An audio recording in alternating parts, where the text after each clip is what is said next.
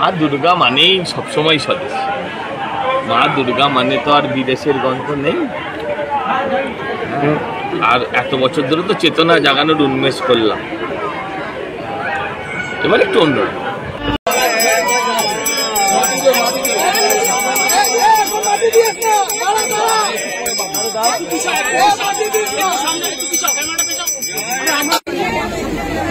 একবার যদি সব সিনেমা একরকম হয় আপনাদের দেখতে ভালো লাগবে?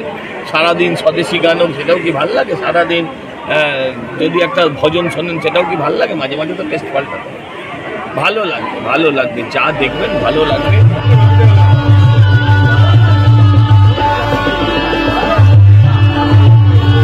स्वाहा ओम ह्रीं दुर्गा वै स्वाहा ओम ह्रीं दुर्गा वै स्वाहा ओम ह्रीं दुर्गा वै स्वाहा ओम ह्रीं दुर्गा वै स्वाहा ओम ह्रीं दुर्गा वै स्वाहा ओम ह्रीं दुर्गा वै स्वाहा। প্রযুক্তির সঙ্গে পুজোকে একটা মেলবন্ধন, সেটাই এবার লক্ষ্য।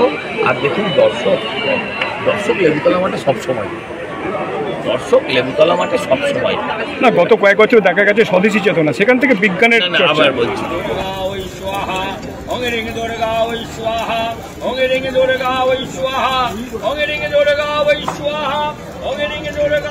এক মণ্ডপ সৃষ্টির মাধ্যমে মণ্ডপ সজ্জার ইতিহাসে একটা রেনেসাঁ